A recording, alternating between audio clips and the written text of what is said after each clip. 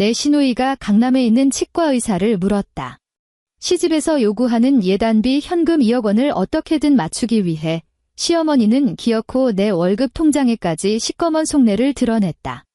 내가 단칼에 거절하자 시어머니는 아주 당당하게 우리 아파트 도어락 비밀번호를 바꿔버리고는 자기 아들의 전셋집에서 당장 꺼지라고 호통을 쳤다. 어머니는 아마 깜빡하신 모양이었다. 이 집 안에는 그깟종이 쪼가리에 불과한 전세계약서 한 장을 뺀다면 삼성 비스포크 맞춤형 냉장고부터 거실에 놓인 이탈리아제 최고급 가죽 소파까지 전부 내 피 같은 생돈을 주고 산 혼수라는 사실을 말이다. 꺼지라고 하셨으니 내 물건들을 하나도 빠짐없이 싹 다 긁어모아서 아주 깨끗하게 꺼져드리는 게 인지상정 아니겠는가. 다만 텅 빈 시멘트 바닥에 주저앉아 수돗물을 들이켜고 있을 아들 녀석의 처량한 꼴과 콧대 높던 시누이의 재벌가 혼사가 허공으로 날아가는 꼴 중 과연 어느 쪽이 어머니의 멘탈을 완벽하게 붕괴시킬지 무척이나 기대될 뿐이다. 구독 버튼을 눌러 오늘 제가 들려드릴 흥미진진한 이야기에 귀를 기울여 보시길 바란다. 달궈진 프라이팬 위에서 끓는 기름이 찌르르 요란한 소리를 냈다. 탁 하고 튄 뜨거운 기름 방울 하나가 내 손등에 내려앉아 순식간에 벌건 자국을 만들었다. 하지만 나는 동작을 멈추지 않고 나무 주걱을 쥐고 팬 위에서 지글거리는 동태전의 앞뒤를 뒤집었다. 거실 구석에 쪼그려 앉아 대형 전기 그릴 앞에 매달린 지 벌써 연달아 4시간째였다. 추석 차례상에 올라갈 전의 종류는 끝도 없었다. 애호박전부터 고기 완자, 뼈를 발라낸 동태전까지 커다란 대나무 채반 3개가 이미 산더미처럼 꽉 차 있었다. 기름 냄새에 찌든 머리카락은 끈적하게 달라붙었고 오랜 시간 쪼그려 앉은 탓에 종아리 근육에 쥐가 날 것처럼 찌릿찌릿했다. 후끈하고 기름진 부엌 공기와는 벽 하나를 사이에 두고 거실에는 22도의 쾌적한 에어컨 바람이 불고 있었다. 텔레비전에서는 추석 특집 예능 프로그램이 방영 중이었다. 시어머니 김숙정 여사는 소파 상석에 푹 기대앉아 하얀 사기 그릇을 들고 있었다. 내 남편 박도훈은 시어머니의 왼편에 앉아 시선은 스마트폰 화면에 고정한 채 손가락만 쉴 새 없이 움직였다. 시누이 박아영은 카페트 위에 양반다리를 하고 앉아 알이 굵고 파릇파릇한 샤인머스켓 하나를 입안으로 쏙 던져 넣었다. 오늘 아침 새벽 배송으로 갓 도착한 그 최고급 과일은 한 송이 가격만 해도 웬만한 소고기 회식비와 맞먹을 정도로 비쌌다. 얇은 과일 껍질이 톡하고 터지는 경쾌한 소리가 텔레비전 배경음을 뚫고 내 귓가에 유난히 선명하게 꽂혔다. 지훈아, 불 끄고 잠깐 나와봐라. 거실에서 시어머니의 목소리가 복도를 타고 넘어왔다. 나는 서두르지 않고 마지막 생선전이 노릇노릇해질 때까지 기다렸다가 채반으로 옮겨 담은 뒤 전기 그릴의 코드를 뽑았다. 주방용 타월 2장을 뜯어내 손에 기름기를 대충 닦아내고 앞치마를 벗어 식탁 의자 등받이에 걸쳐둔 후 거실로 걸음을 옮겼다. 땀으로 범벅이 된 목덜미에 차가운 에어컨 바람이 닿잖아도 모르게 어깨가 움츠러들었다. 어머니, 나 불렀어요. 나는 찻상 옆에 반듯하게 섰다. 시어머니는 나를 쳐다보지도 않은 채 탁자 아래에서 하얀 봉투 하나를 꺼내 유리 상판 위로 툭 던졌다. 미끄러지듯 탁자를 가로지른 봉투는 내 앞치마 주머니가 닿을 만한 모서리 끝에서 멈춰섰다. 열어봐라. 시어머니가 턱짓으로 봉투를 가리켰다. 나는 봉투를 집어들었다. 안에는 연습장에서 죽 찢어낸 줄무늬 종이 한 장이 들어있었고 시어머니 특유의 휘갈겨 쓴 글씨가 빼곡했다. 종이에는 예단 목록이 나열되어 있었다. 사돈어른의 최고급 기계식 명품 시계, 안사돈의 최고급 밍크 코트, 강남의 대형 병원 근처에 위치한 고급 아파트용 프리미엄 침구 세트 2벌, 그리고 맨 아래 굵은 펜으로 둥그렇게 2번이나 표시를 해둔 숫자, 현금 2억 원. 나는 종이의 가장자리를 만지작거리며 소파에 앉은 사람들을 향해 고개를 들었다. 어머니, 이게 무슨 뜻인가요? 아영이가 다음 달에 상견례를 하지 않니? 시어머니는 소파 등받이에 한껏 몸을 기대며 아주 철판을 깐 투로 말했다. 사돈댁이 강남에서 알아주는 치과 의사 집안이다. 무려 3대째 뼈대 있는 의사 집안이야. 우리 집에서 그럴싸한 예단을 해가지 않으면 아영이가 시댁에서 얼마나 무시를 당하겠어? 옆에 있던 시누이 아영이는 포도를 입에 넣다 말고 나를 흘끗 쳐다보더니 이내 아무 일도 없다는 듯 다시 텔레비전으로 시선을 돌렸다. 나는 아무 말 없이 시어머니의 다음 말을 기다렸다. 도훈이 월급이야 그동안 회사 영업하느라 썼고 집안 살림에 보태느라 모아둔 돈이 쥐뿔도 없는 거 내 다 안다. 시어머니는 드디어 내 쪽으로 시선을 맞추었고 그 눈빛에는 당연하다는 듯한 뻔뻔함이 서려 있었다. 너 시집 오기 전에 IT 회사 다니면서 밤낮 없이 프로젝트 뛰어서 모아둔 돈 있지? 딱 2억 원쯤 된다며? 당장 내일 은행 가서 정기예금 싹 다 해지해서 내 통장으로 써라. 내 손가락이 줄무늬 종이의 모서리를 차갑게 쓸어내렸다. 지금 저더러 아가씨 결혼 예단비를 내라는 말씀이신가요? 내가 이 집안의 맏며느리잖니. 시어머니의 목소리가 벼락같이 높아졌다. 새아가 집안에 큰일이 생기면 맏며느리가 제2의 어미나 다름없다고 했다. 남편 돈이 내 돈이고 내 돈도 우리 가문 돈인 건 당연한 이치야. 지금 우리 집안에 체면이 걸린 일인데 내가 팔을 걷어붙여야지. 설마 내 시누이가 돈 없는 흙수저 집안이라고 시댁에서 파혼당하는 꼴을 보겠다는 거냐? 나는 두꺼운 파운데이션이 겹겹이 발린 시어머니의 얼굴을 물끄러미 바라보다 불쑥 짧은 헛웃음을 터뜨렸다. 어머니 나는 그 종이를 유리 탁자 위에 조심스럽게 내려놓았다. 아가씨가 결혼을 하든 말든 누구한테 시집을 가든 그게 저랑 무슨 상관이 있나요? 순간 거실의 공기가 싸늘하게 얼어붙었다. 텔레비전에서 흘러나오는 인위적인 예능 프로의 웃음소리마저 귓가를 날카롭게 찌르는 듯 했다. 너 지금 뭐라고 짓거렸어? 시어머니의 두 눈이 화로처럼 둥그렇게 번쩍였다. 제 돈은요. 제가 결혼 전에 눈에 핏대 세워가며 코딩하고 곰팡이 냄새나는 반지하 방에서 컵라면으로 끼니 때우며 모은 제 피 같은 돈이라고 말씀드리는 거예요. 단돈 100원 한 장이라도 아가씨 결혼 선물로 보탤 생각 추호도 없습니다. 나는 카페트 위에 앉은 시누이를 차분한 시선으로 훑어보았다. 주제넘게 으리으리한 집안에 시집가고 싶으면 본인 힘으로 미천을 벌어서 가야죠. 새언니가 뼈 빠지게 번 돈으로 본인 체면 세울 생각하는 거 양심의 가책도 없으세요?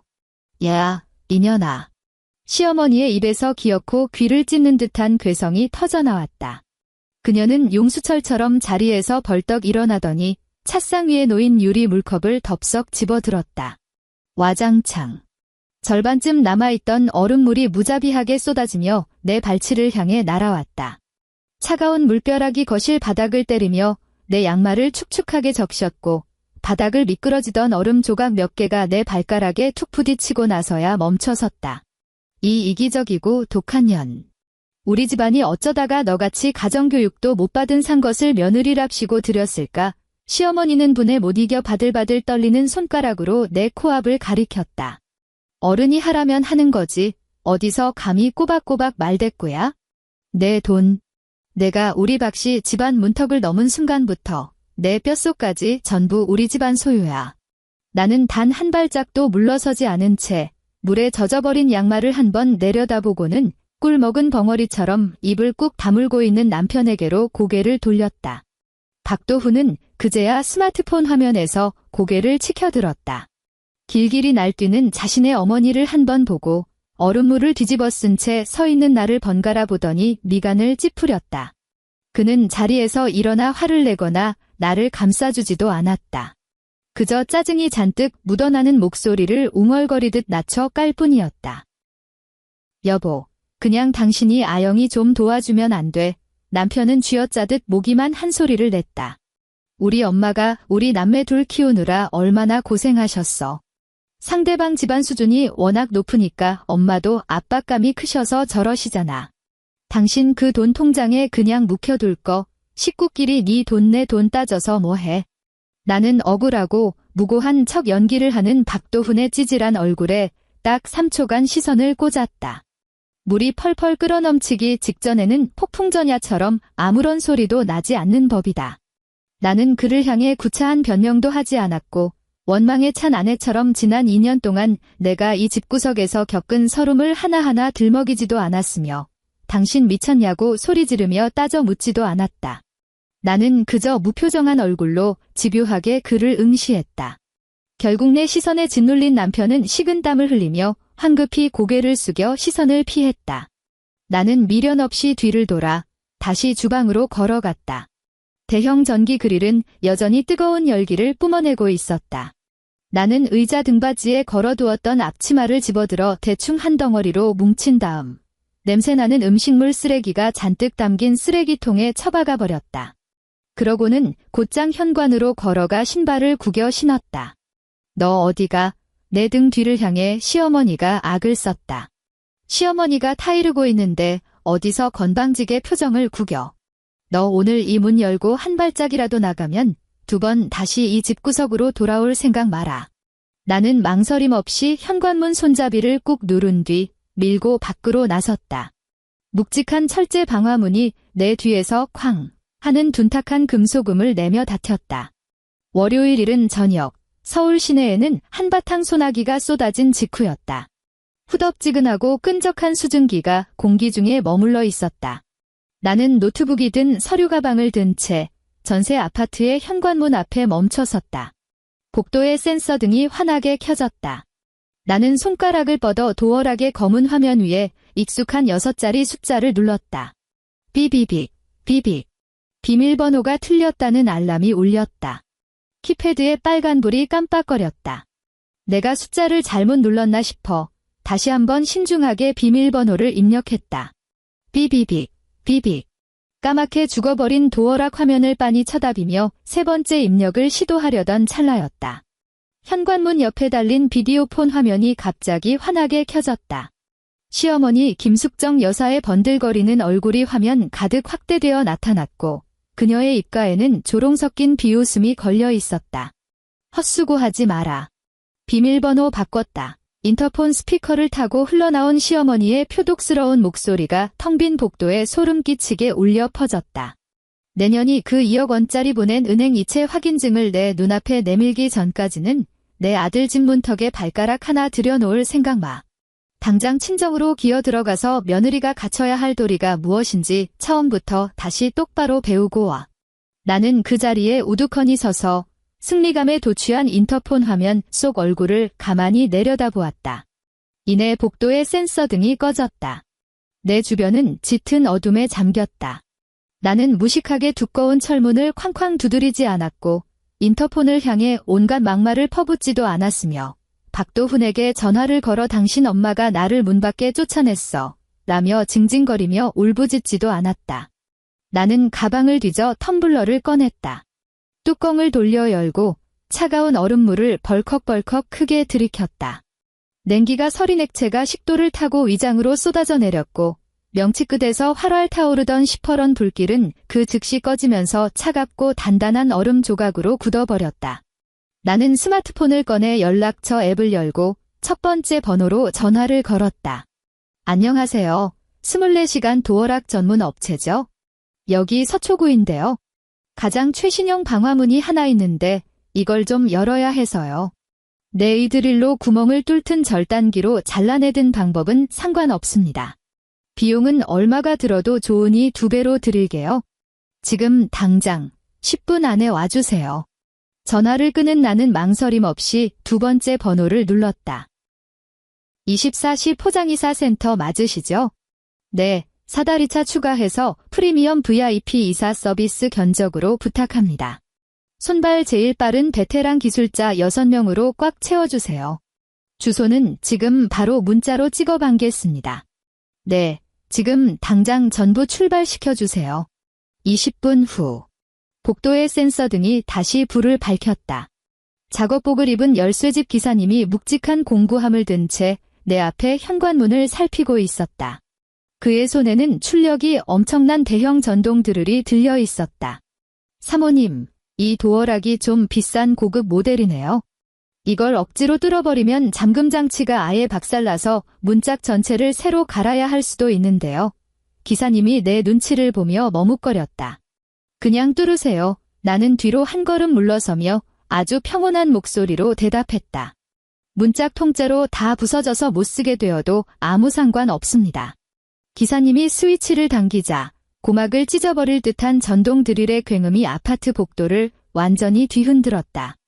날카로운 쇳가루가 사방으로 튀었고 어두운 복도에 불꽃이 번쩍거렸다. 문을 강제로 파괴하는 그 끔찍하고 거친 소음이 어찌나 컸던지 엘리베이터 철문까지 징징대며 공명할 정도였다. 채 5분도 지나지 않아 탁 하는 둔탁한 소리와 함께 철옹성 같던 방화문이 미세한 틈을 보이며 튕겨져 나왔다. 문 틈새가 벌어지기가 무섭게 안쪽에서 누군가 문을 확 낚아채듯 열어젖혔다. 이 미친년아. 너 대체 무슨 짓거리야? 머리카락이 산발이 된 시어머니가 길길이 날뛰며 튀어나왔다. 두 눈은 시뻘겋게 충혈된 채 당장이라도 두 손으로 내 머리채를 잡아 뜯으려고 달려들 기세였다. 감히 새파란 년이 내 아들 집 문짝을 다 부숴놔. 나는 이미 예상했다는 듯 재빠르게 몸을 옆으로 틀었다. 시어머니의 헛손질은 허공을 갈랐고 무게 중심을 잃은 그녀는 비틀거리다 복도 벽에 쾅 하고 어깨를 부딪혔다. 기사님들, 다 들어오세요. 나는 고개를 살짝 돌려 엘리베이터 앞을 향해 턱짓을 했다. 통일된 이삿짐센터 유니폼을 맞춰 입고 우락부락한 체격을 자랑하는 인부 6명이 일사불란하게 줄지어 나타났다. 그들은 혼이 나가 벽에 기대 있는 시어머니를 완전히 투명인간 취급하며 기세 좋게 현관 안으로 밀고 들어갔다. 너희들 누구야? 누가 함부로 남의 집에 들어오래. 당장 안 나가. 이거 명백한 무단 침입이야. 시어머니는 사색이 되어 가장 앞장서 들어가는 인부의 등을 거칠게 밀치며 비명을 질렀다. 하지만 마치 거대한 돌담 같았던 인부들은 눈 하나 깜짝하지 않고 묵묵히 나만 쳐다보았다. 나는 가방에서 두툼한 서류 봉투 하나를 꺼내 파일 안에 겹겹이 꽂혀있던 인쇄물 뭉치를 쑥 뽑아냈다. 지난 2년간 내가 내 신용카드로 긁어모은 각종 영수증, 온라인 쇼핑몰 결제 내역, 카드 전표들이었다. 나는 시어머니의 숨통을 조이듯 바짝 다가가 그 영수증 다발을 그녀의 코앞에 바짝 들이밀었다. 어머니, 아까 아주 정확하게 짚으셨네요.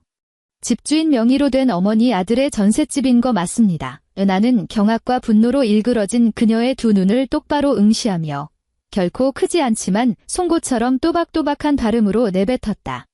하지만요, 이 집구석에 있는 벽지랑 장판 쪼가리 빼고 굴러다니는 쓰레기통 하나까지 몽땅 다 내 생돈 보태서 산내 거라는 것도 알아두셔야죠. 나는 고개를 돌려 거실 쪽을 가리키며 반장님을 향해 지시했다. 기사님, 저 영수증 명세에 나와 있는 물건들 싹 다 빼주세요. 티끌 하나 남기지 마시고요. 인부들은 전문적인 군사작전을 방불케 할 만큼 민첩하게 움직였다. 2명의 인부는 곧바로 안방으로 쳐들어가 내가 무려 500만 원을 넘어주고 맞춘 최고급 킹사이즈 프리미엄 침대 프레임을 사정없이 해체하기 시작했다. 드르리 역방향으로 윙윙 돌아가는 소리가 방 안을 가득 메웠다. 또 다른 2명은 주방으로 들어가 1천만 원 가까이 주고 들여온 삼성 비스포크 맞춤형 냉장고 문짝을 확 열어젖혔다. 그 안에 가지런히 정리되어 있던 김치통과 밑반찬 그릇들을 아주 거친 손길로 끄집어내어 싱크대 대리석 상판 위에 마구잡이로 쌓아 올렸다. 그리고는 사정없이 냉장고 문짝 자체를 분리하기 시작했다. 당장 그만두지 못해. 이 날강도 같은 놈들. 그건 내 김치란 말이야. 시어머니가 완전히 이성을 잃고 주방으로 뛰어들어가 냉장고를 온몸으로 막아보려 했지만 건장한 인부의 손짓 한 번에 맥없이 밀려났다. 우잉. 베란다 창밖에서 육중한 기계음이 들려왔다. 이미 건물 아래에 도착해 대기 중이던 사다리차가 베란다 높이에 맞춰 올라오고 있었다. 통창형 거실 유리가 활짝 열리자마자 인부들은 두툼한 충격 방지용 담요로 거실의 이탈리아제 가죽 소파를 능숙하게 둘러쌌다. 그리고는 내가 얼마 전에 큰맘 먹고 새로 들여온 85인치 벽걸이 텔레비전과 함께 사다리차 위로 가차없이 실어보냈다. 시어머니는 미치광이처럼 이 방 저 방을 정신없이 뛰어다녔다. 텔레비전을 옮기는 인부의 옷자락을 쥐고 늘어지다가 텔레비전 받침대에 걸려 바닥에 처박혔고 몸을 일으켜 옷장을 뜯어내려는 기사의 앞을 가로막다 기사의 팔꿈치에 튕겨나 뒹굴었다. 경찰 불러. 당장 경찰 불러서 너네 다 콩밥 먹일 거야. 시어머니는 거실 바닥에 털썩 주저앉아 미친 듯이 바들거리는 손으로 주머니에서 스마트폰을 꺼냈다. 나는 그녀의 앞으로 다가가 한껏 깔아내보는 시선으로 그녀를 짓눌렀다. 네, 부르세요. 나는 손에 들고 있던 두툼한 영수증 더미를 그녀의 얼굴을 향해 확 내던졌다. 팔랑거리는 종이들이 눈송이처럼 바닥에 흩어졌다. 경찰이 오면 싹 다 주워서 이 결제 영수증들을 하나하나 확인시켜주면 그만이거든요. 아, 이왕 오신 김에 경찰관들한테 제 개인 재산을 불법으로 점유하고 그것도 모자라 남의 허락도 없이 무단으로 비밀번호를 바꿔서 저를 내쫓았다는 사실도 샅샅이 다 일러바칠 테니까요. 경찰이 내 손목에 수갑을 채우는지 아니면 어머니를 잡아가는지 어디 한번 두고 볼까요? 시어머니의 손은 허공에 뻣뻣하게 굳어버렸고 화면이 밝게 켜진 스마트폰 키패드는 차마 숫자를 누르지 못한 채 정지해 있었다. 전문 포장이사 업체의 작업 속도는 혀를 내두를 정도로 놀라웠다. 딱 35분. 단 35분 만에 일어난 일이었다. 발 디딜 틈 없이 꽉 차 있던 아늑했던 아파트는 숨막히도록 차갑고 텅 빈 깡통으로 변해버렸다. 안방의 맞춤형 붙박이장이 통째로 뜯겨나간 자리에는 희멀건 시멘트 자국만이 흉측하게 남아있었다. 고급 가죽 소파와 거대한 텔레비전이 증발한 거실 한가운데에는 싹둑 잘린 전기선 몇 가닥만이 힘없이 늘어져 있었다. 주방 역시 처참했다. 그 웅장했던 양문형 냉장고가 자리하던 공간은 시커먼 동굴이 되어 있었고 전자레인지부터 쿠쿠 밥솥까지 먼지 하나 남김없이 박스에 담겨 실려나갔다. 마지막으로 욕실에서 걸어나온 인부의 손에는 검은 비닐봉지로 둘둘 치장된 무언가가 달랑 가려 있었다. 그것은 내가 바로 지난달에 새로 큰돈 주고 교체한 최고급 스마트 비데였다. 사모님, 샤워볼 헤드까지 구석구석 싹 다 분리했습니다. 확인 한번 해보시죠. 인부 반장님이 이마에 땀을 훔치며 말했다. 나는 흡족하게 고개를 끄덕였다. 수고 많으셨습니다. 강남구 쪽에 제가 임대해둔 개인 창고로 다 옮겨주시면 됩니다. 창고 비밀번호는 반장님 휴대폰으로 방금 찍어드렸어요. 인부들이 마지막 카트를 끌고 폭풍처럼 빠져나갔다. 도어락과 잠금 장치가 완전히 작살이 난 방화문은 덜렁거리며 애처롭게 활짝 열려 있었다. 집안은 소름 끼치도록 고요했고 거친 숨소리조차 텅 빈 벽에 부딪혀 메아리가 되어 돌아왔다. 시어머니는 맨바닥이 훤히 드러난 마루 위에 털썩 주저앉아 멍하니 사방을 둘러보았다. 엉덩이를 기댈 소파도 없었고 화를 삭혀줄 찬물 한 잔 따라 마실 컵도 없었으며 시선을 둘 텔레비전조차 남아있지 않았다. 한때 고급스러웠던 아파트는 내가 사비로 직접 달아두었던 천장에 영롱한 크리스탈 샹들리에마저 뜯겨나가는 바람에 천장에는 피복이 벗겨진 구리선 두 가닥만이 구차하게 매달려 있을 뿐이었다. 그녀는 입을 뻐끔거렸지만 뱉어낼 육두문자조차 찾지 못한 사람처럼 목구멍에서는 쉬익쉬익하는 고장난 환풍기 소리만 불규칙하게 새어나왔다. 그 순간이었다. 그녀의 두 눈동자가 허연 흰자위를 까뒤집으며 천장으로 휙 올라갔다. 시어머니는 두 손으로 뒷목을 꽉 움켜쥐더니 뻣뻣하게 굳은 통나무처럼 뒤로 쾅 하고 넘어갔다. 둔탁한 파열음과 함께 그녀의 뒤통수가 단단한 바닥에 세게 부딪혔고 그녀는 그 자리에서 까무러쳐 정신을 완전히 잃고 말았다. 나는 문가에 꼿꼿이 서서 바닥에 나동그라진 시어머니를 차가운 시선으로 무심하게 내려다보았다. 화들짝 놀라거나 달려가서 그녀를 부축해야겠다는 생각 따위는 털끝만큼도 들지 않았다. 나는 주머니에서 휴대폰을 꺼내 차분히 119를 눌렀다. 네, 수고하십니다. 여기 서초구인데요. 거실에 놓인 한 분이 의식을 잃고 쓰러지셨네요. 네, 현관문이 아예 열려 있으니까 굳이 비밀번호 누르실 필요 없고 그냥 바로 올라오시면 됩니다. 통화를 마친 나는 미련 없이 몸을 돌려 엘리베이터에 올라탔다. 밤 11시. 서울 도심 한복판에 위치한 5성급 호텔 최고층 펜트하우스 스위트룸. 방 안에는 라벤더와 레몬그라스가 기분 좋게 섞인 아로마 향이 은은하게 감돌았다. 나는 뽀얗고 포근한 호텔 가운을 걸친 채 푹신푹신한 전동 마사지 베드에 엎드려 있었다.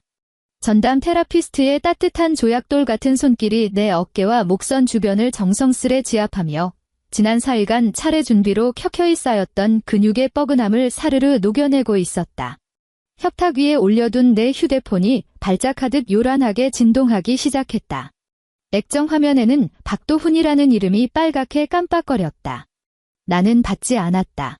휴대폰이 참다 못해 세 번째 진동을 쏟아낼 때쯤 천천히 팔을 뻗어 통화 버튼을 열고 스피커폰 모드로 돌렸다. 너 미쳤어. 통화가 연결되자마자 박도훈의 이성을 잃은 괴성이 고요했던 스위트룸의 공기를 갈기갈기 찢어놓았다. 최지윤. 너 집에서 대체 무슨 미친 짓거리를 한 거야? 왜 아파트 현관문 짝이 없냐고. 천장에 불은 어디 갔고 당장 내가 누워 자야 할래 침대는 다 어디로 사라진 건데? 너 진짜 돌았냐? 비데까지 싹 다 뜯어가서 나보고 오늘 다 큰 어른이 어디서 보리를 보라는 건데? 그의 목소리는 믿을 수 없다는 듯 바들바들 분노로 떨리고 있었고 통화 배경음은 마치 터널 한가운데서 외치는 것처럼 섬뜩할 정도로 메아리치고 있었다. 그가 지금 작은 호흡마저 증폭시켜버리는 텅 빈 시멘트 바닥 한가운데 서 있다는 빼박 증거였다. 나는 마사지 베드 쿠션에 편안하게 고개를 돌려 누우며 나른하고 평온한 목소리로 대꾸했다. 왜? 어머니가 상황 설명 안 해주셨어? 전부 다 내 혼전 재산이잖아. 내 돈 주고 산 내 물건 내가 챙겨서 나오겠다는데 뭐가 문제지?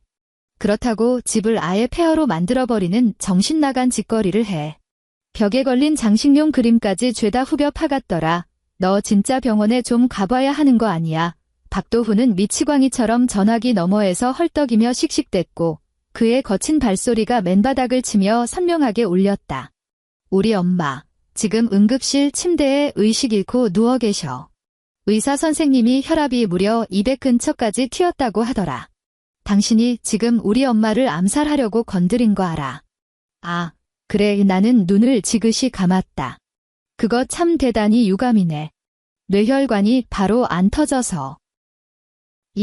이런 독사 같은 이 그는 내 말에 턱 밑까지 막혀 숨을 헉헉거리며 말을 잇지 못했다. 당장 기어 들어와. 물건들 하나도 빠짐없이 원래 자리로 원상복구시켜놓고 당장 병원 응급실로 튀어와서 우리 엄마 앞에 무릎 꿇고 손이 발이 되도록 빌어. 안 그러면 이 결혼 생활 내 손으로 진짜 끝장내버릴 줄 알아. 나는 감았던 눈을 뜨고 호텔 천장을 수놓은 화려하고 복잡한 샹들리에의 불빛들을 가만히 바라보았다. 도훈아, 나는 내일 아침의 날씨를 묻듯 아주 가벼운 어조로 속삭였다. 내가 배가 아파서 화장실을 어디서 가든 딱딱한 시멘트 바닥에서 신문지를 덮고 자든 아니면 아파트 복도에서 자든 난 조금도 알 바 아니야? 내 훌륭하신 부모님이 너 장가간다고 전액 현찰 박치기해서 구해주셨다던 그 위풍당당한 전셋집 5억짜리 껍데기 빈집에다가 맘 편하게 침낭이나 깔고 누워서 푹 자렴. 너 지금 그게 무슨... 그리고 한 가지 더. 나는 그의 입을 매몰차게 막아버렸다. 나 아까 변호사 선임해서 법원에 접근 금지 가처분 신청 냈거든. 내 어머니가 오늘 눈에 핏대를 세우고 나한테 신체적인 물리력을 행사하려고 했잖아. 앞으로 시어머니든 너든 내 반경 1m 이내로 알짱거리기만 해봐. 바로 경찰 불러서 두 사람 다 유치장 신세 지게 해줄 테니까. 최지윤, 너 지금 나 협박해. 나는 곧바로 붉은색 종료 버튼을 터치해 통화를 끊어버렸고 0.1초의 망설임도 없이 그의 번호를 수신 차단 목록에 처박아 주었다. 테라피스트의 손길이 잠깐 멈칫하더니 조심스러운 목소리로 속삭였다. 고객님, 압은 괜찮으신가요? 아주 시원해요. 나는 다시 두 눈을 편안하게 감았다. 번거로우시겠지만 승모근 쪽은 좀 더 세게 꽉꽉 눌러주세요. 다음 날 이른 아침, 박도훈 친가 쪽 가족 단톡방은 그야말로 발칵 뒤집히고 말았다. 병원 응급실 침대에서 의식이 돌아온 시어머니가 눈을 뜨자마자 가장 먼저 한 행동은 옆에 있던 휴대폰을 집어들고 40명이 넘는 시댁 식구들이 득실거리는 사랑이 넘치는 박씨 집안 단톡방에 장문의 음성 메시지를 난사한 것이었다. 시어머니는 내가 집을 비운 사이 조폭들을 동원해 문짝을 박살내고 집안 살림을 깡그리 훔쳐갔으며 심지어 쌀통에 남은 쌀 한 톨까지 싹싹 긁어갔다며 서럽게 통곡하는 목소리를 올렸다. 거기서 끝이 아니었다. 그녀는 아파트 부녀회장에게 전화를 걸어 동네방네 피해자 코스프레를 시전했다. 반나절도 지나지 않아 아파트 단지 전체에 콧대 높은 며느리를 잘못 들여 가산을 몽땅 도둑 맞고 시어머니를 핍박해 죽음에 이르게 할 뻔한 희대의 악처를 얻었다는 찌라시가 쫙 퍼졌다. 내 휴대폰은 미친 듯이 울려댔다. 폐륜녀라고 손가락질하는 문자부터 쌍욕이 섞인 협박 메시지까지 온몸을 오싹하게 만드는 내용들 뿐이었다. 나는 메시지 창을 열어보지도 않은 채 휴대폰을 무음으로 돌려 가방 안에 대충 던져 넣었다. 지금 나에게는 그딴 개소리들에 반응하는 것보다 수백 배는 더 중요한 일이 남아있었기 때문이다. 오전이 되자 나는 채광이 눈부시게 쏟아지는 변호사 사무실의 회의실에 앉아 있었다. 내 맞은편에는 금태 안경을 쓴 이혼 및 재산 분할 전문 변호사가 서류를 깐깐하게 검토 중이었다. 나는 서명한 위임장을 그의 테이블 앞으로 슥 밀어주었다. 김 변호사님. 제가 기필코 확인해야 할 명세가 하나 있습니다. 나는 책상 위에 놓인 파일 위로 매서운 눈빛을 떨어뜨렸다. 제 남편 명의로 되어 있는 아파트 전세계약서 말입니다. 시부모가 전액 현금으로 지원해줬다고 떵떵거리던 5억 원짜리 전세 보증금. 그 5억 원의 진짜 출처가 어디인지 추적해 주셔야겠습니다. 결혼 2년 차의 내 남편 박도훈의 한 달 월급은 고작 400만 원 남짓이었다. 하지만 매달 관리비와 본인 카드값을 빼고 나면 그가 생활비 명목으로 내놓는 돈은 50만 원도 채 되지 않았다. 대체 돈을 어디에 썼냐고 추궁할 때마다 그는 회사에서 떼이는 공제 금액이 많다느니 동기 모임에서 술값을 자기가 덤터기 썼다느니 하며 능구렁이처럼 말을 돌려댔다. 지난 2년간 매달 나가는 식비부터 시작해서 양가 부모님 용돈, 명절 떡값에 이르기까지 구멍난 살림살이는 모조리 내 월급으로 틀어막았다. 예전에는 가족의 화목을 깨고 싶지 않아 굳이 그 쪼잔한 돈 계산을 들추어내어 싸우고 싶지 않았다.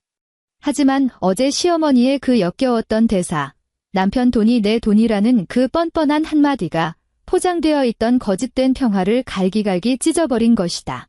김 변호사는 금태 안경을 슥 치켜올리며 건네받은 위임장을 챙겼다. 법적으로 혼인 상태를 유지하고 계시니 합법적인 절차를 밟는다면 이체 내역이나 자금의 흐름을 확인하는 것은 시간 문제입니다. 이 전세금에 뭔가 숨겨진 구린내가 난다고 의심하시는 거군요. 의심을 하는 게 아닙니다. 나는 자리에서 일어났다. 무조건 장난질을 쳤을 거라는 확신입니다. 그 시각. 언제나 나라는 훌륭하고 든든한 호구의 그늘 아래서 꿀을 빨던 박도훈은 일주일도 채 지나지 않아 직장 내에서 완벽한 조롱거리로 전락해버렸다. 냉장고가 증발해버렸으니 식재료를 보관할 길이 없었고 그는 매일같이 편의점에서 사온 차가운 삼각김밥과 전자레인지도 돌리지 못한 싸구려 도시락으로 끼니를 때워야 했다. 퇴근하고 사방이 꽉 막힌 콘크리트 벽 4개뿐인 암흑성으로 돌아가는 것도 처참했다. 다리미 판도 세탁기도 모조리 빼앗긴 그는 사흘 내내 다림질도 안 된 시래기 같은 꼬깃꼬깃한 셔츠를 입고 회사로 출근했다. 들리는 소문에 의하면 어제 아침 회사 부서 전체 주간 회의 시간에 그에게서 뿜어져 나오는 시궁창 같은 땀냄새와 떡진 머리에서 나는 코를 찌르는 쉰내 덕분에 부장님께 대놓고 사람들 앞에서 쓴소리를 들으며 개망신을 당했다는 것이었다. 늦은 오후. 나는 변호사 사무소 건물 1층에 자리 잡은 로스터리 카페 창가에 낮게 앉아 차가운 아이스 아메리카노를 쪽 빨아들이며 휴대폰 액정을 가만히 응시했다. 화면에는 신우이 아영이로부터 도착한 카카오톡 메시지가 떠 있었다. 새언니, 언니 오빠 진짜 미치기 직전이야. 오늘 전화로 엄마한테 소리 지르고 난리도 아니었어. 도대체 왜 가만히 있는 언니 건드려서 그깟 2억 때문에 집을 이 꼴로 만드냐고 엄청 따졌대. 새언니, 제발 화 좀 풀고 아파트에 가구들 다시 돌려놓으면 안 될까? 나 강남 치과의사랑 상견례 안 할게. 진짜 취소해도 좋으니까 제발. 나는 그 메시지를 빤히 내려다보며 입꼬리를 비스듬히 끌어올려 차가운 냉소를 흘렸다. 안 한다고? 그게 말이나 되나. 나는 마지막 남은 아이스 아메리카노를 시원하게 목구멍으로 넘긴 뒤 천천히 자판을 두드려 답장을 보냈다. 내 상견례나 제대로 준비해. 새언니가 아주 기가 막힌 큰 선물 하나 준비할 테니까. 전송 버튼을 누른 나는 휴대폰을 뒤집어 테이블 위에 엎어두었다. 유리잔 안에서 남은 얼음들이 부딪히며 짤그랑 하는 경쾌한 소리를 냈다. 사흘 뒤. 변호사 사무실의 에어컨 바람은 서늘할 정도로 강하게 돌아가고 있었다. 김 변호사는 두툼한 서류철 2개를 내 앞으로 쓱 밀어주었다.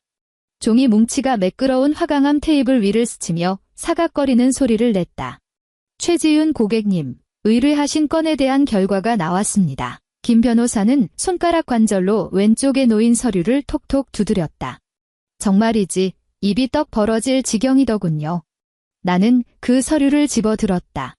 맨 위장에는 은행의 대출금 거래 내역서가 철해져 있었다. 5억 원짜리 전세 보증금. 김 변호사는 두 번째 장을 넘기며 붉은색 은행 도장이 선명하게 찍힌 숫자 한 줄을 가리켰다. 당시 시부모님께서 아들 신혼집 구해주느라 전액 현금 박치기를 했다고 동네방네 자랑하셨다면서요. 하지만 실상은 다릅니다. 그 5억 중에 시부모가 보탠 돈은 딱 2억뿐입니다.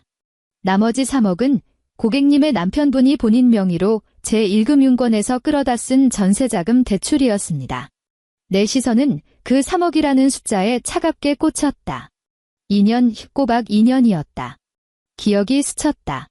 결혼식 당일 신부 대기실에서 시어머니는 값비싼 맞춤 한복을 차려입고 우리 엄마의 손을 덥석 잡으며 목청 높여 자랑질을 해댔다. 사돈어른, 요새 젊은 애들 전셋집 하나 구하기도 하늘의 별 따기잖아요. 우리 도훈이는 현금 5억 들고 가서 바로 계약서에 도장 찍었답니다. 지훈이는 우리 집안에 시집와서 손에 물 한 방울 안 묻히고 호강할 거예요. 나는 남편이 대기업에 다니면서도 왜 매달 50만 원이라는 푼돈조차 생활비로 내놓지 못하는지 늘 의아했다. 그는 부서 회식이 잦다느니 후배들 결혼식 축의금이 많이 나간다느니 하며 매번 핑계를 댔었다. 알고 보니 그 인간의 월급은 전부 이 3억 원짜리 대출금의 원금과 이자를 갚는데 몽땅 처박히고 있었던 것이다. 나는 지난 3년 동안 밤을 새워가며 코딩을 해서 번 내 피 같은 돈으로 장을 보고 공과금을 내고 가전제품을 사고 아파트 관리비를 냈다. 심지어 시어머니가 매달 챙겨 먹는 비싼 영양제조차 내 신용카드로 결제해왔다. 결국 내 돈으로 그 빛 좋은 게살구 같은 텅 빈 껍데기를 먹여 살리고 있었던 셈이다. 그뿐만이 아닙니다. 김 변호사는 금태 안경을 쓱 치켜올리며 오른쪽에 있던 또 다른 서류를 내 쪽으로 밀어주었다. 이게 진짜 치명타입니다. 이 부동산 등기부등본을 한번 보시죠. 나는 법원 워터마크가 찍힌 그 문서를 펼쳤다.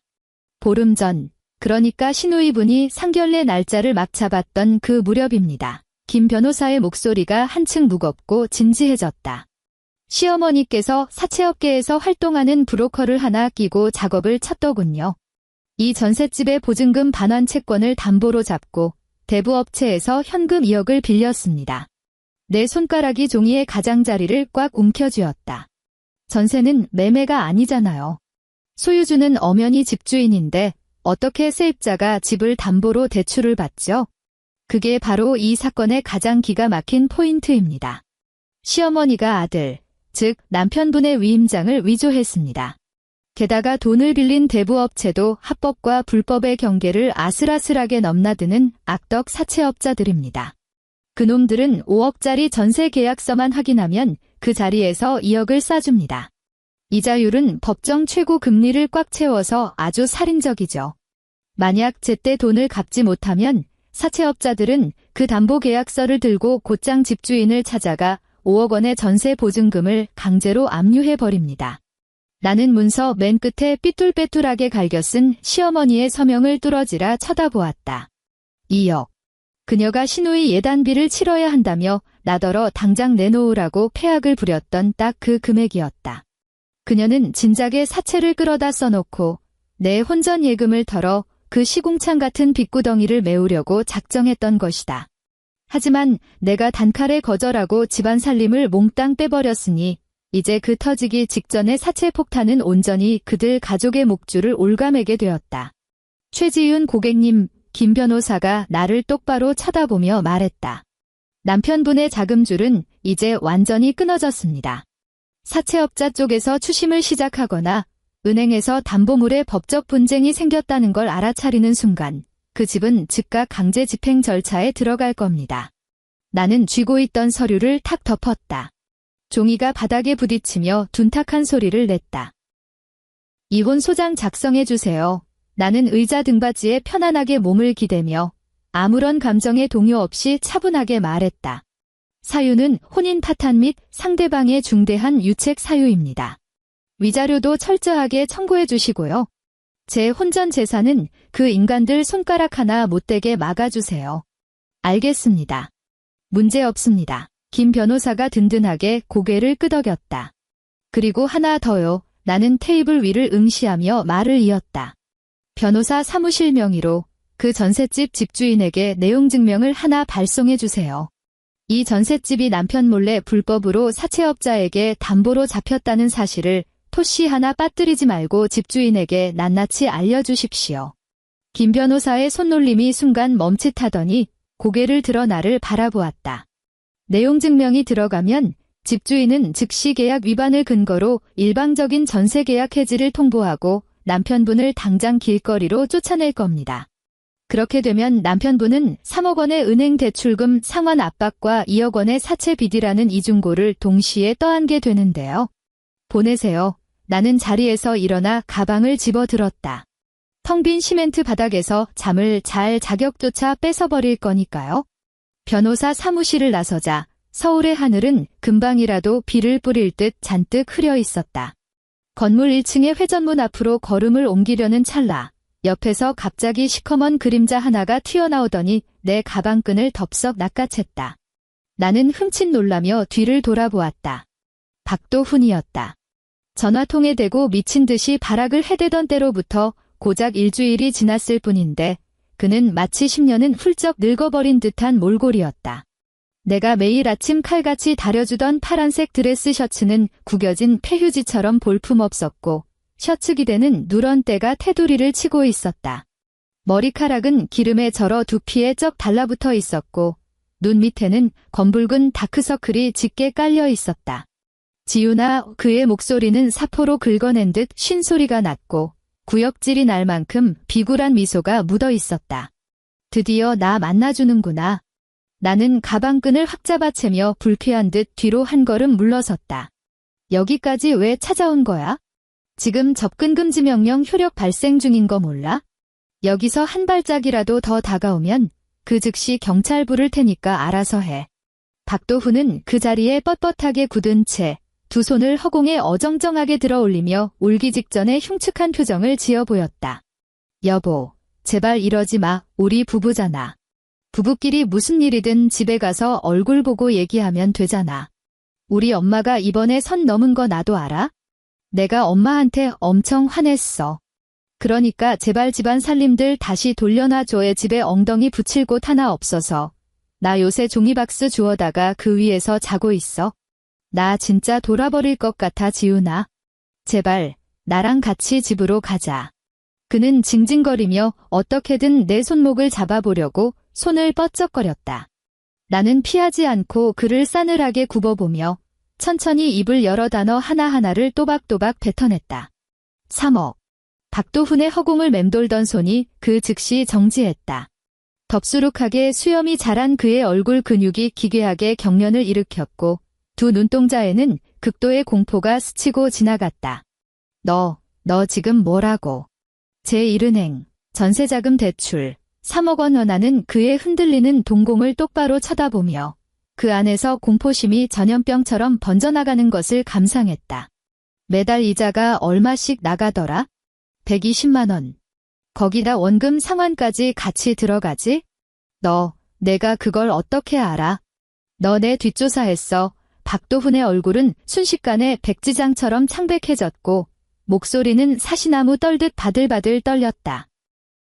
내가 내 뒷조사를 안 했으면 내가 대출금 막느라 허덕이다가 은행 블랙리스트에 올라가서 내 신용등급까지 같이 나락으로 처박힐 때까지 두 손 놓고 기다려야 했을까?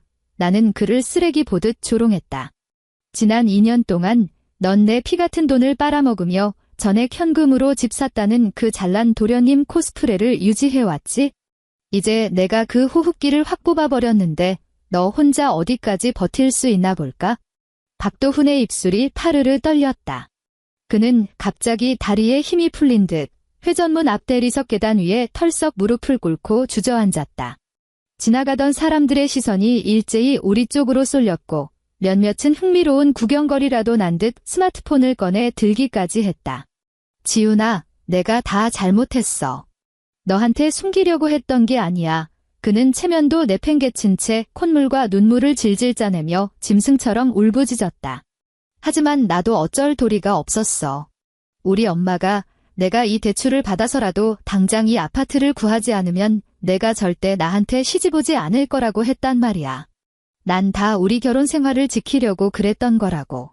우리 결혼 생활을 지키려고. 그 더러운 입에서 그딴 변명이 튀어나오자 나는 구역질이 치밀어 오를 만큼 역겨웠다. 사채업자한테 2억을 빌리면서 전세 보증금을 통째로 담보로 잡힌 것도 다 우리의 그 잘난 결혼 생활을 지키기 위해서였니? 박도훈이 번쩍 고개를 쳐들었다. 눈물과 콧물이 범벅된 그의 얼굴에는 마치 귀신이라도 본 듯한 경악이 서려 있었다. 무슨 사채? 2억이라니. 너 지금 대체 무슨 소리를 하는 거야? 그 멍청하고 얼빠진 표정을 보는 순간 나는 깨달았다.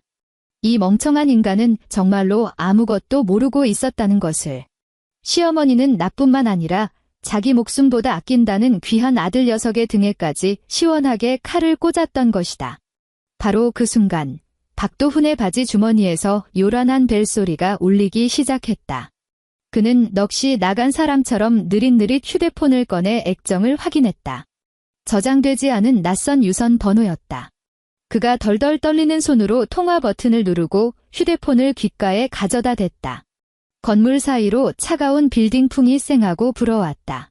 계단 위쪽에서 그를 내려다보던 내 귓가에도 전화기 너머에서 터져나오는 폭발적인 고함 소리가 아주 선명하게 내리꽂혔다. 야, 박도훈. 이 미친 새끼야. 집주인의 목소리였다. 당장이라도 스마트폰 스피커를 찍고 튀어나올 듯한 엄청난 분노가 서려 있었다. 나 방금 변호사 사무실에서 보낸 내용 증명 받았어. 너희 집구석 식구들은 단체로 사기꾼이냐? 어디서 감히 내 집을 담보로 사채업자한테 돈을 빌려? 당장 내 집에서 방 떼고 꺼져.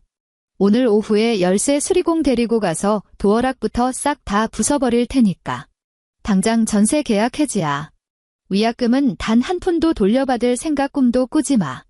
박도훈의 손이 발작하듯 심하게 요동쳤다. 휴대폰이 그의 축축한 소나기를 벗어나 단단한 대리석 계단으로 곤두박질 쳤고 액정 화면은 쩍 하는 소리와 함께 거미줄처럼 박살이 났다. 집주인 어르신, 제발 제 말씀 좀 들어보세요. 그는 액정이 산산조각난 휴대폰을 향해 처절하게 울부짖었다. 나는 그 벌레만도 못한 꼴을 2번 다시 쳐다보지 않고 또각또각 하이힐 소리를 내며 그의 옆을 유유히 스쳐 지나갔다. 다음 날 오전. 법원에서 발송한 이혼 소장이 박도훈의 본가로 정확하게 송달되었다. 동시에 집주인이 건장한 열쇠공 3명을 대동하고 들이닥쳐 강제로 짐을 빼라는 최후 통첩 역시 그 텅 빈 아파트로 전달되었다. 나는 새롭게 이전한 쾌적한 오피스 빌딩 내 자리에 앉아 스마트폰 화면 위로 쉴 새 없이 찍히는 부재중 전화 알림을 아주 평온한 얼굴로 감상했다. 50통, 80통, 100통. 모조리 시어머니와 시누이가 번갈아 가며 걸어온 발악의 흔적들이었다. 나는 미련 없이 전원 버튼을 꾹 눌러 휴대폰을 꺼버린 뒤 책상 서랍 안으로 툭 던져 넣었다. 그 인간들이 왜 저렇게 거품을 물고 발광하는지 나는 아주 잘 알고 있었다. 왜냐하면 시누이 아영이의 그 대단하신 상견례가 바로 오늘 점심시간으로 잡혀 있었기 때문이다. 강남구 청담동. 송엽 한정식은 서울 강남 상위 1%가 모인다는 최고급 상견례 전문 식당 중 하나였다. 이곳의 직원들은 은은한 옥비대 개량 한복을 단정하게 차려입고 있었고 프라이빗 룸의 바닥은 최고급 황장목으로 깔려 있었으며 공기 중에는 머리를 맑게 해주는 값비싼 치약 냄새가 고급스럽게 맴돌고 있었다. 나는 흠집 하나 없는 새까만 페이턴트 레더 하이힐을 신고 몸선에 완벽하게 떨어지는 차콜 그레이 컬러의 맞춤 정장을 빼입은 채 복도 끝에 멈춰섰다.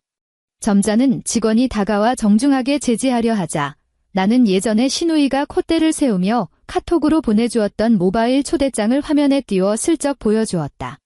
신랑 측 가족입니다. 나는 우아하게 미소 지으며 거짓말을 했다. 직원은 깊이 고개를 숙이며 귀를 터주었다. 나는 가장 안쪽에 위치한 매실룸 문 앞으로 걸어갔다. 묵직한 미닫이 문은 꽉 닫히지 않고 손가락 2개가 들어갈 만큼 미세한 틈을 남겨두고 있었다. 그 틈새로 안쪽의 대화 소리가 흘러나왔다. 아유, 사돈어른. 저희 집안이 강남 한복판에서 3대째 치과를 하고 있다 보니 오가시는 환자분들도 다들 이름만 대면 아는 정재계 인사드립니다. 중년 여자의 목소리에는 거만함이 뚝뚝 묻어났고 단어 끝을 길게 느리는 특유의 강남 사모님 말투가 섞여 있었다. 결혼식 날 들어오는 예단이 국산 브랜드면 저희 집안 체면상 하객들 앞에 내놓기가 참 곤란하거든요. 아유, 그럼요. 지당하신 말씀입니다. 시어머니 김숙정 여사의 목소리는 바닥을 기어다니듯 처절하게 비굴하고 압으로 가득 차 있었다. 안사돈어른, 걱정 붙들어 매세요. 우리 아영이 새언니가 아영이를 자기 친딸처럼 끔찍하게 아낀답니다. 요구하셨던 현금 예단 2억 원에 최고급 밍크코트 값까지 오늘 저녁 식전으로 사돈댁 계좌로 깔끔하게 쏴드릴 겁니다. 그렇다면 다행이네요. 요즘 젊은 애들 결혼은 결국 양가 집안 수준과 뼈대를 맞춰가는 과정이니까요. 상대방은 코웃음을 치며 거드름을 피웠다. 엄마의 시누이 아영이의 목소리가 덜덜 떨리며 기어 들어갔다. 새언니가 입 다물어. 조용히 밥이나 처먹어. 시어머니가 이빨을 꽉 깨물고 낮게 윽박 지르더니 금세 또 아양 떠는 웃음소리로 장단을 맞췄다. 바깥사돈어른, 여기 이 구절판 좀 맛보시지요. 나는 문 밖에 선 채 정장 재킷의 깃을 반듯하게 매만졌다. 그러고는 팔을 뻗어 노크 따위는 가볍게 생략한 채 그 무거운 나무 미닫이 문을 단번에 확 밀어젖혔다. 쾅. 두꺼운 나무 문이 레일 끝에 세게 부딪히며 천둥 같은 파열음을 냈다. 룸 안을 가득 채우고 있던 가식적인 웃음소리가 일순간 증발해버렸다. 테이블에 앉아있던 6명의 시선이 동시에 문가를 향해 꽂혔다. 상석에 자리 잡은 의사 부모는 불쾌한 듯 미간을 확 구겼고 그 옆에 앉아 촌스러운 핑크색 슈트를 빼입은 치과의사 예비 신랑은 턱이 빠질 듯 입을 떡 벌렸다. 그리고 맞은편에 나란히 앉아있던 시어머니와 시누이는 문 앞에 선 나를 발견한 순간 얼굴에 흐르던 핏기가 싹 가시며 시체처럼 새파랗게 질려버렸다. 길게 뻗은 방자 유기 테이블 위에는 화려한 색감의 최고급 한정식 요리들이 예술 작품처럼 차려져 있었다. 시어머니의 손에는 은어 구이가 담긴 작은 사기 접시가 들린 채 허공에서 뻣뻣하게 굳어버렸다. 어머, 정말 죄송합니다. 제가 좀 늦었네요. 나는 구두를 벗지 않고 하이힐을 신은 채로 그 비싸다는 최고급 황장목 바닥 위를 당당하게 짓밟으며 성큼성큼 걸어 들어갔다. 고요한 방안을 찢어버릴 듯 날카로운 구두 굽소리가 망치질하듯 쾅쾅 울려 퍼졌다. 당신 대체 누구요? 어디서 이렇게 예의범절도 없이 함부로 들이닥치는 겁니까? 의사의 어머니가 젓가락을 탁 내려놓으며 날선 목소리로 호통을 쳤다. 나는 식탁의 정중앙 즈음에서 걸음을 멈췄다. 온몸을 덜덜 떨고 있는 시어머니에게는 눈길조차 주지 않은 채 오직 의사 부모를 향해 한치의 오차도 없는 완벽한 비즈니스용 미소를 지어 보였다. 처음 뵙겠습니다. 안사돈어른, 바깥사돈어른. 저는 아영이의 새언니 되는 최지윤이라고 합니다. 새언니의 시누이의 목소리는 이미 눈물범벅이 되어 있었다. 그녀는 자리에서 용수철처럼 튀어올라 내 팔을 다급하게 끌어당겼다. 새언니 제발 나가자. 우리 제발 나가서 얘기해. 나는 내 팔을 잡은 그녀의 손을 사정없이 획부리쳤고 그 반동에 밀린 아영이는 비명을 지르며 의자 위로 흉하게 나자빠졌다. 안사돈어른께서 방금 집안의 수준과 뼈대를 중요하게 생각하신다고 하셨죠. 그 말씀 아주 100번 1000번 지당하십니다. 나는 가방에서 두툼한 서류가 든 황갈색 크라프트 봉투를 꺼내어 화려한 요리가 세팅된 식탁 한가운데로 매몰차게 패대기 쳤다. 봉투가 미끄러지듯 식탁을 가로지르며 호박죽이 담긴 사기 그릇을 쳐서 엎어버렸다. 샛노란 호박죽이 왈칵 쏟아지며 최고급 실크 식탁볼을 흉측하게 더럽혔다. 이게 바로 제가 아영이의 상견례를 축하하기 위해 심혈을 기울여 준비한 가장 스페셜한 예단입니다. 나는 의사의 어머니를 똑바로 응시했다. 아까 요구하셨던 현금 2억 원짜리 예단. 그 돈이 대체 어느 시공창에서 굴러온 돈인지 알고는 계십니까? 최지윤. 당장 그 입 닥치지 못해. 시어머니의 입에서 짐승이 도살당할 때나 낼 법한 소름 끼치는 비명이 터져나왔다. 그녀는 식탁 위로 상체를 반쯤 엎어지듯 내던지며 그 서류 봉투를 낚아채려고 필사적으로 손을 뻗었다. 하지만 내가 한 발 빨랐다. 나는 손바닥으로 봉투를 콱 내리눌러 제압하고는 얼음장 같은 눈빛으로 시어머니를 쏘아보았다. 어머니, 여기서 손가락 하나라도 더 까딱하시면 아들 위임장 위조해서 불법 사채 끌어다 쓴 혐의로 당장 강남경찰서 지능범죄수사팀에 다이렉트로 신고 때려버릴 겁니다. 시어머니는 마치 벼락을 정통으로 맞은 사람처럼 그 자세 그대로 굳어버렸다. 입술은 시퍼렇게 질렸고 두 눈은 튀어나올 듯 끔찍하게 부릅떠 있었다. 올백머리를 한 50대 후반의 의사 아버지가 흑빛이 된 얼굴로 손을 뻗어 내 손 밑에 깔려있던 서류 봉투를 낚아채듯 빼내갔다. 그가 신경질적으로 봉투를 찢고 안에 든 서류들을 꺼냈다. 루마는 숨소리조차 들리지 않을 만큼 끔찍하게 고요했고 오직 종이 넘어가는 사각거리는 소리만이 서늘하게 울렸다. 의사의 어머니가 남편 곁으로 다가가 서류를 훔쳐보더니 이내 헛바람을 들이켜며 경악했다. 사채. 대부업체의 역. 그녀의 입에서 찢어지는 듯한 비명이 터져나왔다. 아까 시어머니가 지른 비명보다 훨씬 더 날카롭고 천박했다. 당신네들 제정신이야? 전셋집을 사채업자한테 담보로 넘기고 그 돈으로 우리 집안 예단을 맞추려고 했어? 그뿐만이 아니죠. 나는 아주 차분하고 친절하게 상황을 덧붙여 주었다. 오늘 아침부로 계약 위반 사유가 발생해서 그 전셋집은 집주인에 의해 강제로 압류 및 퇴거 조치가 내려졌습니다. 지금 당장 박아영 씨의 친오빠, 그러니까 그쪽 귀하신 아드님의 미래 처남 되실 분은 3억 원짜리 은행 채무와 2억 원짜리 악덕 사채 빚을 양어깨에 짊어진 채 길바닥에 나앉아 노숙을 하고 계시답니다. 너 이 독사 같은 년. 시어머니는 나를 향해 삿대질을 해댔고 그녀의 손가락은 고압 전류가 흐르는 것처럼 파들파들 떨리고 있었다. 제가 뭐요? 나는 고개를 돌려 그녀를 짓누르듯 노려보며 크지 않지만 심장을 도려내는 듯한 목소리로 쏘아붙였다. 나 하나 쫓아내면 내 피 같은 돈 낼름 삼켜서 당신네 썩어 문드러진 빚구덩이를 틀어막을 수 있을 줄 알았어? 남의 뼈 빠지는 노동으로 번 돈 훔쳐다가 강남 귀부인 행세하고 다니면 하늘에서 천벌이 안 떨어질 줄 알았냐고. 나는 다시 고개를 돌려 분노로 온몸을 부들부들 떨고 있는 의사 부모를 향해 말했다. 안사도널은 진심으로 축하드립니다. 박아영 씨를 며느리로 들이시는 순간 언제 깡패들이 들이닥쳐서 문짝에 빨간 페인트를 칠해댈지 모르는 시한폭탄과 평생 사돈댁 지갑이나 파먹으며 기생해야 할 거지 오빠를 덤으로 얻게 되신 거니까요. 아, 이 집안의 진정한 뼈대는 바로 이런 밑 빠진 독이랍니다. 이게 말이나 되는 소리야. 의사 아버지가 짐승처럼 포효하며 방자 유기 식탁을 주먹으로 내리쳤다. 녹그릇들이 쨍그랑거리며 비명을 질렀다. 그는 자리에서 벌떡 일어나더니 손에 쥐고 있던 서류 뭉치를 시어머니의 면상에 사정없이 후려갈겼다. 이건 명백한 사기극이야. 어디서 이런 쥐새끼 같은 상것들이 감히 우리 집안을 상대로 혼인 빙자 사기를 쳐. 바깥 사돈어른. 오해십니다. 제발 제 말 좀 들어보세요.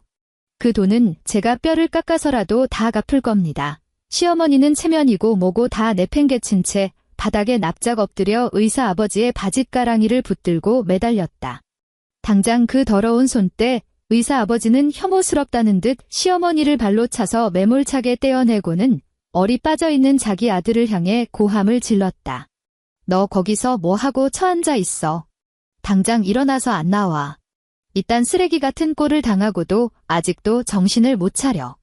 촌스러운 핑크 슈트를 입은 예비 신랑은 그제야 화들짝 놀라며 자리에서 튕겨 일어났고 아영이 쪽은 단 한 번도 쳐다보지 않은 채 도망치듯 재킷을 집어들고 룸 밖으로 튀어나갔다. 의사의 어머니는 바닥에 주저앉아 오열하는 아영이를 스쳐 지나가며 경멸이 가득 담긴 목소리로 침을 뱉듯 내뱉었다. 천박하고 역겨운 것들. 미다지문이 쾅 소리를 내며 거칠게 다퉜다. 난장판이 된 룸안에는 우리 세 사람만이 덩그러니 남겨졌다. 아영이는 식탁에 엎드린 채 짐승처럼 엉엉 소리내어 울어댔다. 공들여 치장했던 화장은 눈물에 번져 팬더처럼 기괴해졌고 콧물과 눈물이 범벅이 되어 수백만 원짜리 명품 실크 원피스를 흉하게 적시고 있었다. 시어머니는 바닥에 주저앉아 숨이 넘어갈 듯 거친 숨을 몰아쉬었다. 그녀는 원망과 저주가 뒤섞인 뱀처럼 도끼 어린 눈으로 나를 죽일 듯이 쏘아보았다. 내년이 아영이 앞길을 막았어. 내년이 우리 집안을 쑥대밭으로 만들었다고 그녀는 이빨을 빠득빠득 깔며 악담을 퍼부었다. 나는 천천히 걸어가 내 마지막 피 한 방울까지 짜내려 했던 그 탐욕스러운 여자의 정수리를 차갑게 내려다보았다. 당신들 집구석을 쑥대밭으로 만든 건 내가 아니야. 나는 상체를 살짝 숙이며 심장을 얼어붙게 만드는 서늘한 목소리로 속삭였다. 브레이크가 고장난 당신의 그 역겨운 탐욕이 스스로 자멸한 거지. 나는 허리를 꼿꼿하게 펴고 구겨진 정장 재킷의 밑단을 우아하게 매만졌다. 이혼 서류는 법원에서 송달됐을 테니 박도훈한테 질척거리지 말고 당장 도장이나 찍으라고 전해. 안 그러면 다음번에 문을 두드리는 건 나처럼 교양 있는 사람이 아니라 쇠파이프를 든 사채업자 놈들일 테니까. 말을 마친 나는 미련 없이 몸을 돌려 호박죽의 비릿한 단내와 구차한 눈물 냄새로 진동하는 그 숨막히는 방을 빠져나왔다. 내 등 뒤로 시어머니의 짐승 같은 단말마의 비명과 함께 무언가 바닥으로 무겁게 쿵 하고 쓰러지는 소리가 들려왔다. 하지만 나는 그녀가 또다시 혈압이 터져 뒷목을 잡고 기절했는지 확인하기 위해 단 1초도 걸음을 멈추지 않았다. 석 달 뒤. 서울 하늘에 첫눈이 흩날리기 시작했다. 이혼 판결문이 확정되어 나오던 날, 가정법원 앞을 맴도는 겨울바람은 살을 애는 듯 매서웠다. 박도훈은 끝내 법정에 모습을 드러내지 않았다. 김 변호사의 말에 따르면 그는 사채업자들의 끔찍한 추심과 협박을 견디지 못하고 잘 다니던 대기업마저 도망치듯 퇴사해버렸다고 했다. 지금은 금천구 외곽의 습기 찬 반지하방에 숨어 지내며 휴대폰 번호까지 여러 번 바꾸고 벌레처럼 연명하고 있다고 한다. 시어머니와 시누이는 2억이라는 원금은커녕 살인적인 이자조차 감당하지 못했고 분노한 사채업자들이 그들이 월세로 구했던 다세대 주택에 쳐들어가 집안을 모조리 때려 부쉈다고 했다. 공포에 질린 모녀는 야반도주하듯 시골 구석에 있는 먼 친척집으로 도망을 쳤고 지금은 빚쟁이들이 찾아올까 두려워 문 밖으로 한 발짝도 나오지 못하는 쥐새끼 신세가 되었다. 나는 얼마 전 새로 출고한 새하얀 포르쉐 스포츠카를 몰고 강남에 위치한 프리미엄 대형 마트의 지하 주차장에 차를 미끄러지듯 세웠다. 마트 안은 난방이 어찌나 빵빵하게 돌아가는지 입고 있던 코트가 거추장스럽게 느껴질 정도로 후끈했다. 나는 카트를 가볍게 밀며 신선식품 코너를 여유롭게 거닐었다. 구정이 며칠 남지 않은 시점이라 마트의 가장 목 좋은 동선에는 차례상에 올릴 각종 반조리 식품들이 산더미처럼 쌓여 있었다. 나는 널찍한 대형 냉동 쇼케이스 앞에 우두커니 멈춰섰다. 쇼케이스 안에는 공장에서 규격에 맞춰 예쁘게 찍어낸 냉동 동태전, 애호박전, 고기 환자들이 종류별로 가지런히 진열되어 있었다. 그 옆에서는 시식 코너 아주머니가 자그마한 전기팬을 켜놓고 시식용전을 노릇하게 굽고 있었다. 프라이팬 위에서 기름이 자글자글 끓으며 기분 좋은 소리를 냈다. 아주머니가 부침성 좋은 미소를 지으며 이쑤시개에 꽂힌 전을 내밀었다. 아이고, 새댁. 이거 하나 맛 좀 봐요. 명절에 기름 냄새 펄펄 풍겨가며 힘들게 전 부칠 필요 뭐 있어? 집에 가서 프라이팬에 5분만 데우면 갓 부친 것처럼 야들야들하고 맛있어. 나는 끄트머리에 뜨거운 김이 모락모락 피어오르는 그 노르스름한 동태전을 가만히 내려다보았다. 불과 반년 전 추석, 나는 거실 구석에 쪼그려 앉아 다리에 쥐가 나도록 4시간 내내 매캐한 기름 연기를 뒤집어 쓰고 있었다. 그 시절에 나는 며느리라면 당연히 견뎌내야만 하는 신성한 도리이자 규범이라고 스스로를 세뇌시키고 있었다. 나는 아주머니가 건네는 이쑤시개를 받지 않았다. 아니요, 전 괜찮습니다. 많이 파세요. 나는 가벼운 발걸음으로 카트를 돌려 신선 코너를 빠져나왔다. 내가 향한 곳은 마트 안에서도 가장 비싼 프리미엄 과일들이 모여있는 진열대였다. 완벽한 항온 항습 시스템이 돌아가는 통유리 진열장 안에는 보석 상자처럼 고급스럽게 포장된 샤인머스켓이 영롱한 자태를 뽐내고 있었다. 싱그럽고 투명한 연두빛 과육은 당장이라도 톡 터질 듯 팽팽하게 부풀어 있었다. 포장지 겉면에는 서민들은 선뜻 지갑을 열기 힘든 입이 떡 벌어지는 가격표가 도도하게 붙어 있었다. 나는 고민할 것도 없이 가장 크고 실한 놈으로 두 상자를 집어들어 카트 안에 툭 던져 넣었다. 결제를 마치고 스포츠카에 시동을 걸어 집으로 향했다. 고층 주상복합 아파트의 내 펜트하우스 현관문을 열고 들어섰다. 집안은 고요하고 쾌적했다. 소파에 누워 실없는 예능 프로를 보며 낄낄대는 인간도 없었고 이래라 저래라 손가락질하며 부려먹는 표독스러운 노인네도 없었으며 언제나 스마트폰에 코를 박은 채 상황을 회피하기 바빴던 그 찌질하고 나약한 남자 새끼도 없었다. 나는 걸치고 있던 캐시미어 코트를 벗어 최고급 가죽 소파 위에 무심하게 툭 던져두었다. 주방으로 가서 거추장스럽게 접시를 꺼내거나 과일을 물에 씻어내는 수고로움 따위는 하지 않았다. 나는 통유리창 너머로 소리 없이 흩날리는 서울의 첫눈을 내려다보며 한 송이에 2만 원이 훌쩍 넘는 그 최고급 샤인머스켓 상자를 곧바로 열어젖혔다. 알맹이 하나를 똑 떼어내어 껍질을 벗길 생각도 하지 않고 곧장 내 입안으로 쏙 밀어 넣었다. 치아가 얇고 팽팽한 과일 껍질을 톡하고 깨물었다. 아삭. 경쾌하고 청량한 파열음이 고요한 거실의 공기를 가르고 울려 퍼졌다. 그리고 그 뒤를 이어 세상에 존재하는 그 어떤 불순물도 섞이지 않은 듯한 극강의 맑고 달콤한 과즙이 입안 가득 왈칵 쏟아져 내렸다. 나는 통유리창 앞에 꼿꼿이 서서 오랫동안 눈 내리는 풍경을 감상하며 서두르지 않고 아주 느긋하게 그 비싼 포도 한 송이를 몽땅 내 뱃속으로 삼켜버렸다. 오늘 제가 준비한 이야기는 여기까지입니다. 여러분의 하루가 언제나 사이다처럼 뻥 뚫리고 행복하시기를 바라며 다음번에도 기가 막히게 재미있는 이야기로 다시 찾아뵙겠습니다. 감사합니다.